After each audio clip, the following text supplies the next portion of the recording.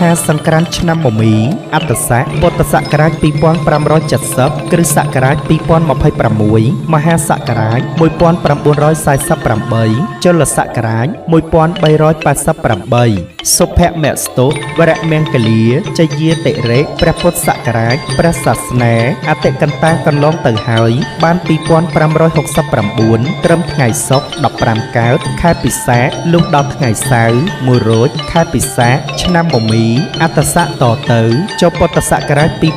2570និងកណនីឆ្នាំមមីឥឡូវនេះសង្ក្រាន្តចូលមកដល់នៅក្នុងថ្ងៃអង្គារ12រោចខែចែកត្រូវនៅថ្ងៃទី14ខែមេសាគ្រិស្តសករាជ2026វេលាម៉ោង 10:48 នាទីពេលនោះព្រះអាទិត្យចេញពីមីនៈឫស្សីទៅស្ថិតនៅឯមេសៈឫស្សីតាមផ្លូវគូវិថីគឺផ្លូវកណ្ដាលទើបមានទេវធីតាមួយព្រះអង្គជាមគ្គនាយិកាព្រះនាមរិក្ខសាទេវីជាបុត្រីទី3នៃកបិលមហាព្រហ្មគង់នៅចតុមហារជ្ជកាទ្រង់អំពរពណ៌ខ្មៅលម្អនៅព្រះការដោយសិទ្ធឈូកអភរណៈកែវមនោរាភក្សាហាទ្រង់លោហិតឈាមប្រហោះស្ដាំទ្រង់ធ្នូប្រហោះឆ្វេងទ្រង់ត្រីសូគង់ឈរបើកព្រះនេត្រលើក្នុងមនុម័យសេះជាមគ្គពីហណៈទើបនាំអស់ទេវបុត្រទេវធីតាទាំង100,000កោដហោះទៅកាន់គុហាកែវធម្មលីនាទីភ្នំកេលេសខេត្តហេមពៀនដែលជាទីតម្កល់ទុកនៅព្រះសិរសាកបិលមហាព្រហ្មដែលតម្កល់លើពៀនមាសនាំមកដង្ហែប្រទក្សិណភ្នំព្រះសុមេរុរាជតាមផ្លូវព្រះអាទិត្យចរចំនួន60នាទីទើបនាំយកមកតម្កល់ទុកកន្លែងដើមវិញហើយប្រជុំទេវបុត្រទេវធីតាទាំង100,000កោដចូលទៅស្រង់ទឹកអនន្តមហាស្រះដែលមានទឹកហូរចេញពីបំពង់ថ្មកែវដែលជាមាត់គុសពរាជទាំង7ត្រជាក់ក្សេងខ្សានព្រះរាជហឫទ័យហើយនាំគ្នាទៅសមាទានរក្សាសិលដោយសមនស្សរីករាយគ្រប់ព្រះអង្គក្នុងភគវតីសភាសាលាព្រះវិសកម្មទេវបុត្រនិមិត្តថ្វាយដើម្បីបន្ទោបង់អបមង្គលឲ្យជ្រះស្រឡះហើយចម្រើននៅសិរីសួស្តីជ័យមង្គលជនមីយុយឺនយូរដល់ទេវតានិងមនុស្សសត្វផងទាំងឡាយតាំងពីឆ្នាំថ្មីចូលមកនេះបានទូលំទូលាយសុខក្សេងខ្សានតរៀងទៅថ្ងៃអង្គារ12រោចខែចែកត្រូវនៅថ្ងៃទី14ខែមេសាគ្រិស្តសករាជ2026វេលាម៉ោង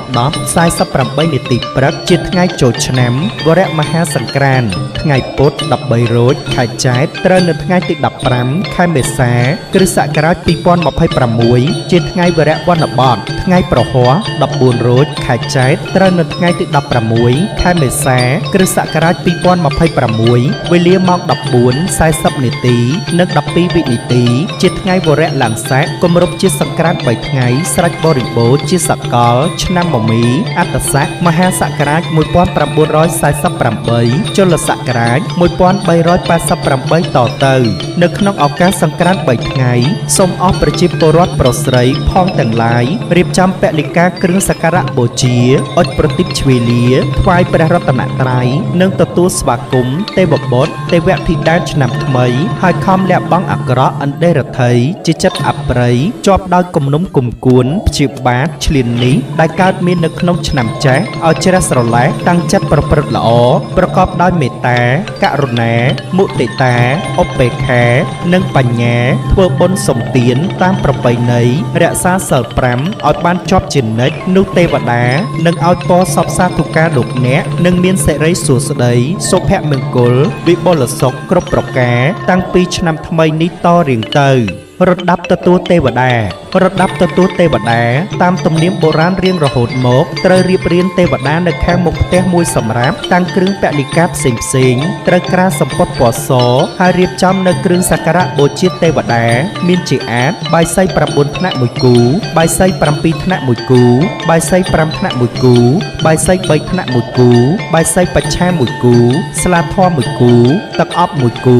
ទៀន5ធូប5លេខ5ផ្កា5ដាក់លើជើងពៀនមួយគូចេកនួនចេកណាំវ៉ាដាក់លើជើងពៀនមួយគូផ្លែឈើ11មុខរៀបដាក់លើជើងពៀន11គូដូងឡាវមួយគូទឹកស្អាត2កែវស្រេចហើយទៅវេលាដែលទេវតាចុះមកត្រូវជួបជុំគ្រួសារដើម្បីថ្វាយបង្គំព្រះនមស្ការព្រះរតនត្រ័យសមាទានសិលហើយតាំងចិត្តឲ្យបានស្អាតបរិសុទ្ធជ្រះស្រឡះនៅមទ័លទាំងពួងតម្កល់ចិត្តរំពឹងគិតទៅលើព្រះពុទ្ធព្រះធម៌ព្រះសង្ឃជាទីពឹងទីរលឹក លុះចាប់ពិធីទទួលទេវតាចំពោះបាយសី9ថ្នាក់7ថ្នាក់ទំនៀមមានចែងនៅក្នុងសៀវភៅព្រះរាជពិធីទ្វារទសមានិងមានអនុវត្តនៅព្រះបរមរាជវាំងតែចំពោះប្រជារាស្ត្រគួរធ្វើត្រឹម5ថ្នាក់ចុះមកឬរៀបគ្រឿងសក្ការៈបូជាដែលមានទៀន5ធូប5ស្លាធម៌កូនចេក1គូក៏ល្មមសមគួរដែរចំពោះផ្លែឈើសម្រាប់ប្រជារាស្ត្រគួររៀបឲ្យបាន3មុខឬ5មុខក៏ជាការប្រសើរគឺរៀបទៅតាមធនធានរបស់ខ្លួននៅគ្រប់ដង្វាយទាំងអស់ត្រូវដាក់ផ្កាម្លិភួង